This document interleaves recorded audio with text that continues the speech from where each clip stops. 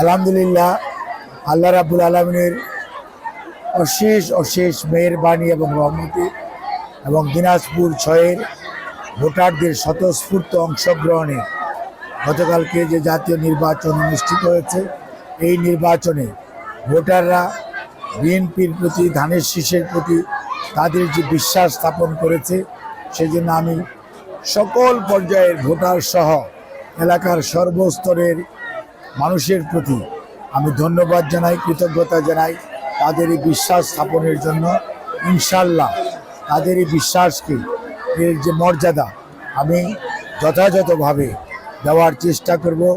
আগামী দিনে জনাব তারেক রহমানের নেতৃত্বে বিএনপির যে সরকার দেশ সেবা করার জন্য হয়তো অল্প কয়েকদিনের মধ্যে গঠিত হবে, জনাব তারেক রহমানের নেতৃত্বে এই অঞ্চলের মানুষের পাশে দাঁড়ানোর জন্য। হোয়াইট প্লাস প্রো সেনসিটিভ স্কয়ারে মাঠের বাইরেও তো আমরা এভাবে দেশপ্রেম দেখাতে পারি। যা যা তাদের সমস্যা আছে সেগুলো নিয়ে আমরা কাজ করব এবং সর্বোপরি এলাকাটা পিছিয়ে পড়া অবহেলিত দিনাজপুর, এই দিনাজপুরকে কীভাবে তথা দিনাজপুর ৬ সহ সার্বিকভাবে দিনাজপুরকে কিভাবে উন্নয়নের ছোঁয়ায় অথবা উন্নয়নের যে সড়ক সেটার সাথে সম্পৃক্ত করা যায় বাংলাদেশের অন্যান্য অঞ্চলের পাশাপাশি, সেই লক্ষ্যে আমি আমার প্রচেষ্টা অব্যাহত রাখব। সেই জন্য সবার সহযোগিতা চাই।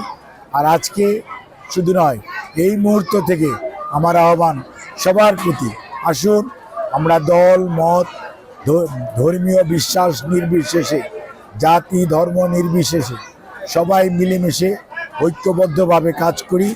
ঐক্যবদ্ধভাবে কাজ করে দিনাজপুর ৬ তথা দিনাজপুরের সহ সারা বাংলাদেশকে আগামী দিনে আমাদের নেতা জনাব তারেক রহমানের যে ঘোষণা, আগামীর বৈষম্যহীন সুশাসনের বাংলাদেশ, সেটা গঠন করার জন্য সবাই প্রতিশোধ নয়, প্রতিহিংসা নয়, আমাদের নেত্রীর যে ঘোষণা সেইটাকে বুকে ধারণ করে এই দেশের, এই অঞ্চলের, এই জনপদের প্রতিটি মানুষের পাশে বিএনপি তথা সকল স্তরের মানুষকে পাশে দাঁড়ানোর আহ্বান জানাচ্ছি।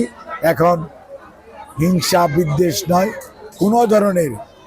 কোনো ধরনের মনোমালিন্য নয়, এখন শুধু সামনের দিকে এগিয়ে চলা এবং ভুল ভ্রান্তি থেকে শিক্ষা নিয়ে আগামী দিনে শক্তিশালী একটি জাতি হিসাবে বাংলাদেশি এবং আমাদের সবাইকে, সর্বোপরি আমাদের দল বিএনপিকে জনগণের মাঝে একটি সুশাসনের দল হিসেবে প্রতিষ্ঠিত করাই আমাদের এখন প্রধান লক্ষ্য।